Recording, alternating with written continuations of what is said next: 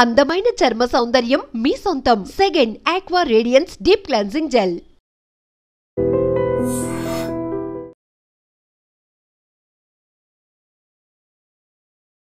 ఉగ్రదాడులకు కుట్ర పన్నిన కేసులో సిరాజ్ సమీర్లను 7 రోజుల కస్టడీకి పోలీసుల కస్టడీకి ఇచ్చింది విజయనగరం ఫస్ట్ క్లాస్ మెజిస్ట్రేట్.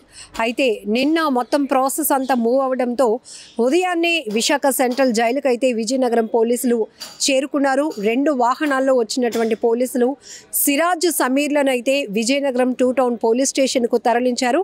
అయితే ప్రస్తుతం వీరిద్దరిని కస్టడీలోనికి తీసుకున్నటువంటి అధికారులు వీరిద్దరిని కూడా పోలీసు శిక్షణ కాలేజ్ ఏదైతే ఉందో అక్కడ విచారణ అయితే కొనసాగించబోతున్నారు.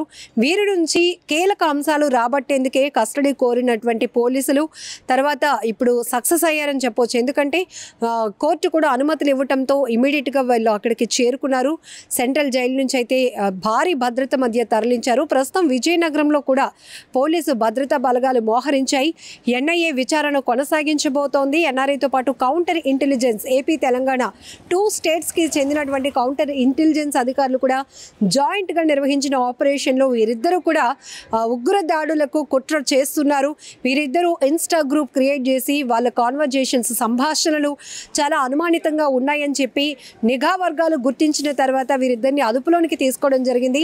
విజయనగరంకు చెందిన సిరాజ్, హైదరాబాద్కు చెందినటువంటి సమీర్లను అదుపులోనికి తీసుకున్న తర్వాత వీరితో పాటు ఉగ్ర భావజాలాలు కలిగినటువంటి మరికొంతమంది యువకులు కూడా ఒక గ్రూప్గా ఫామ్ అయి వీళ్ళు కుట్ర పన్నుతున్నారు. వీరికి సౌదీ అరేబియా నుంచి డైరెక్షన్స్ వస్తున్నాయి. ఎలా ప్లాన్ చేయాలి, ఎలా రిహార్సల్స్ చేయాలి. వీళ్ళు ఇప్పటికే సిరాజ్, విజయనగరంకు చెందినటువంటి సిరాజ్ పేలుళ్ళ పదార్థాలు కూడా ఇప్పటికే కొనుగోలు చేసి ఇంట్లో ఉన్న వాష్రూమ్లో వాటిని భద్రపరచడం, ఇవన్నీ కూడా కీలకమైనటువంటి అంశాలు వెలుగు చూసాయి ఒక్కొక్కటిగా. ఆ తర్వాత ఎన్ఐఏ పూర్తి స్థాయిలో ఫోకస్ పెట్టింది. యాంటీ టెర్రర్ స్క్వాడ్ కూడా విజయనగరంలో తిష్ట వేసింది. గత 3-4 రోజులుగా కూడా మొత్తం ఎన్ఐఏ కావచ్చు, కౌంటర్ ఇంటెలిజెన్స్ అధికారులు కావచ్చు, విజయనగరం 2 టౌన్ పోలీసులు మొత్తం జాయింట్ ఆపరేషన్ కొనసాగిస్తూనే కస్టడీలోనికి తీసుకున్న తర్వాత సిరాజ్ అండ్ సమీర్ల నుంచి మరిన్ని కీలకమైనటువంటి అంశాలు రాబట్టేందుకు కూడా ప్రయత్నం చేస్తున్నారు.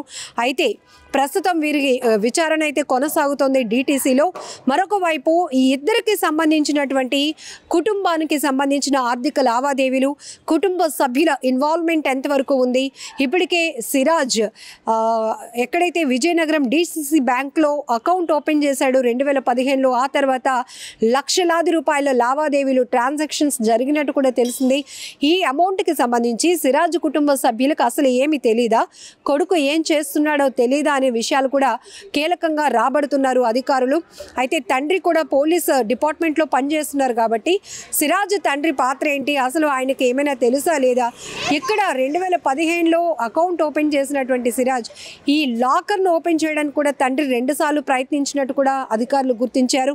అసలు వీళ్ళ కుటుంబ సభ్యుల ఇన్వాల్వ్మెంట్ ఏంటి, వీరు ఎప్పటి నుంచి కూడా ప్లాన్ చేస్తున్నారు, ఈ ఉగ్ర కుట్రకు డిజైన్ చేశారు, ఎవరు వీళ్ళకి డైరెక్ట్ చేస్తున్నారు, ఐసిస్తో ఉన్నటువంటి వీళ్ళకి ఉన్న సంబంధాలు ఏంటి అనే దానిపైన కూడా కూపీ లాగుతున్నారు. మొత్తానికి ఎన్ఐఏ అధికారులు మాత్రం విజయనగరంని చుట్టుముడుతున్నటువంటి పరిస్థితి ఉంది. ఎందుకంటే వీళ్ళని కస్టడీకి తీసుకున్న తర్వాత వీళ్ళ నుంచి ఇంకా పెహల్గాం దాడి తర్వాత ఖచ్చితంగా దేశంలో కొన్ని కీలకమైన ప్రాంతాల్లో ఉగ్ర దాడులు జరిగే అవకాశం ఉంది, టెర్రరిస్ట్ దాడులు జరిగే అవకాశం ఉందని తెలుసుకున్నటువంటి ఎన్ఐఏ నిఘా వర్గాలు హెచ్చరించిన నేపథ్యంలోనే అనేక మంది వ్యక్తుల కదలికలపైన అనుమానాలు వచ్చిన వాళ్ళని ఇమీడియట్గా అదుపులోనికి తీసుకోవటం, వాళ్ళని విచారించడం, ఆ నేపథ్యంలోనే సిరాజ్ నుంచి కూడా ఒక సంచిని వాళ్ళు అదుపులోనికి తీసుకున్నారు పోలీసులు. ఆ సంచిలో పేలుడు పదార్థాలు కొనుగోలు చేశాడు. ఇక్కడ ఒక మ్యాప్ కూడా క్రియేట్ చేశారు. వీళ్ళు ఒక డిజైన్ చేస్తున్నారు, ఒక ప్లాన్లో ఉన్నారు. ఎక్కడ ఫస్ట్ పేలుడు పదార్థాలు కొనుగోలు చేసిన తర్వాత రిహార్సల్స్ చేయడానికి కూడా వీళ్ళు డేట్ ఫిక్స్ చేస్తున్నారు. అలానే సమీర్ ఇద్దరు, సిరాజ్ అండ్ సమీర్ ఇద్దరు కూడా ఒక టీం వర్క్గా పనిచేయడమే కాకుండా కొంతమంది కర్ణాటక, మహారాష్ట్ర, యూపీ లాంటి ప్రాంతాల నుంచి కూడా కొంతమంది టీమ్గా ఫామ్ అవుతున్నారు. వీళ్ళందరూ కూడా ఇక్కడ ఇండియాలో ఉంటున్నప్పటికీ కూడా ఉగ్రవాద భావజాలాలు పునికి పుచ్చుకొని ఉన్నారు. వారు టెర్రరిజం వైపు ఎక్కువగా ఆకర్షితులైనటువంటి యువకులు కాస్త ఒక టీమ్గా ఏర్పడి మన దేశంపై కుట్ర పన్నడానికి ప్రయత్నిస్తున్నటువంటి ఈ ప్లాన్ అయితే నిఘా వర్గాలు భగ్నం చేశాయి. ఈ నేపథ్యంలోనే ముందస్తుగా సిరాజ్ అండ్ సమీర్లను అదుపులోనికి తీసుకోవడం వల్ల పెద్ద ప్రమాదమే తప్పింది.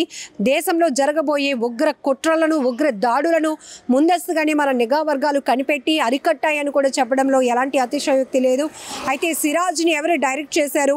సిరాజ్ మొదటి నుంచి కూడా ఆ కుటుంబం విజయనగరంలో ఉంటున్నప్పటికీ, కొత్త వలసలో ఇంజనీరింగ్ చేసినప్పటికీ, అలాగనే ఒక కంపెనీలో తను పనిచేసినప్పటికీ కూడా ఎప్పుడూ కూడా టెర్రరిస్ట్ భావజాలాల వైపు ఇతను ఆలోచనలు ఉండటం కానీ, లేకపోతే డిపార్ట్మెంట్లో ముందు పనిచేస్తున్నటువంటి తండ్రి, అన్నయ్య వీళ్ళిద్దరిని బట్టి ఇన్స్పైర్ అవ్వాలి, అలానే పోలీస్ ట్రైనింగ్ అవ్వాలి అనేటటువంటి ఆలోచన ఉన్నటువంటి వ్యక్తి ఒక్కసారిగా మన దేశంపై కుట్ర పన్నటానికి సౌదీ అరేబియా నుంచి వస్తున్నటువంటి డైరెక్షన్స్ ఫాలో అవ్వడం ఏంటి, ఇప్పటికే పేలుడు పదార్థాలు కొనుగోలు చేయడం ఏంటి, అసలు ఒక పోలీసు ఫ్యామిలీ నుంచి వచ్చినటువంటి వ్యక్తికి ఇలాంటి దుర్మార్గపు ఆలోచనలు ఎందుకు వచ్చాయనే దానిపైన కీలకమైన ఒక్కొక్క అంశం బయటకు వచ్చేటప్పటికి ప్రతి ఒక్కరూ షాక్ గురైనటువంటి పరిస్థితి.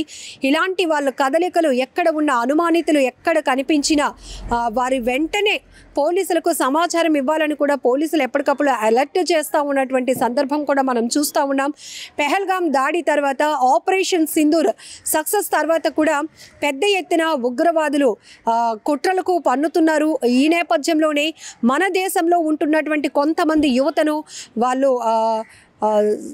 స్లీపర్ సెల్స్గా వాడుకునే ప్రయత్నం జరుగుతోందని నిఘా వర్గాలు హెచ్చరించిన నేపథ్యంలో సిరాజ్ అండ్ సమీర్లను అదుపులోనికి తీసుకున్నారు. మొత్తానికి విజయనగరం ఫస్ట్ క్లాస్ మెజిస్ట్రేట్ కూడా కస్టడీకి అనుమతించడంతో 7 రోజుల పాటు కస్టడీకి తీసుకొని ఎన్ఐఏ అలాగే విజయనగరం 2 టౌన్ పోలీసులు కావచ్చు పూర్తిగా వీరిద్దరిని కూడా విచారణ చేసి, అలానే సున్నితమైన అంశాలకు సంబంధించి ఇప్పటికే మన దేశానికి సంబంధించి ఇన్ఫర్మేషన్ వీళ్ళు ఇంకా ఏమైనా షేర్ చేస్తున్నారా, వాళ్ళ నుంచి ఇంకా నెక్స్ట్ ప్లాన్స్ ఏంటి, ఆ తర్వాత వీళ్ళు రిహార్సల్స్ ఎక్కడ చేయాలనుకున్నారు, రిహార్సల్స్ తర్వాత నిజంగా ఏ ప్రాంతాలను వీరు సెలెక్ట్ చేస్తున్నారు ఇప్పటికీ ఈ బాంబ్ బ్లాస్ట్లు చేయడానికి అనే అనేకమైనటువంటి కీలక అంశాలకు సంబంధించి విచారణలో నిజాలు నిగ్గు తేలాల్సి ఉంది.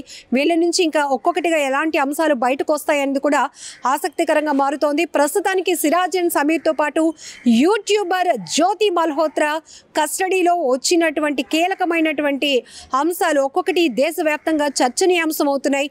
ప్రజలు కూడా చాలా అప్రమత్తంగా ఉన్నారు. ఇటు విజయనగరం, హైదరాబాద్కు చెందిన సిరాజ్ సమీర్తో పాటు అక్కడ యూట్యూబర్ జ్యోతి మల్హోత్రా కదలికలపై అధికారులు ఏ స్థాయిలో ఫోకస్ పెట్టారో ప్రజలు కూడా వీళ్ళ నుంచి ఎలాంటి ఇన్ఫర్మేషన్ బయటకు వస్తుందని చాలా నిశితంగా పరిశీలిస్తున్నారు. నిజంగా ప్రస్తుతం ఉన్నటువంటి సమాజం దేనికి ప్రయారిటీ ఇస్తుంది? ఆర్థిక సంబంధాల చుట్టూ మాత్రమే తిరుగుతుంది. మళ్ళీ ఎన్నికలంగానే చాలా విరక్తి కలుగుతాను. మంచి అనిపిస్తుంది కదా, లేడీస్ కూడా ఛాలెంజింగ్ జాబ్స్ చేసినప్పుడు చాలా బాగుంటది. ట్రాఫిక్ అసిస్టెంట్స్ గా నియమించిన ట్రాన్స్జెండర్స్ అందరితో సాల్యూట్ చేయించుకుంటున్నారు. ఫుడ్ డెలివరీ ఇవ్వటానికి వెళ్ళినటువంటి డెలివరీ బాయ్ అనిల్ పై కళ్ళ ముందు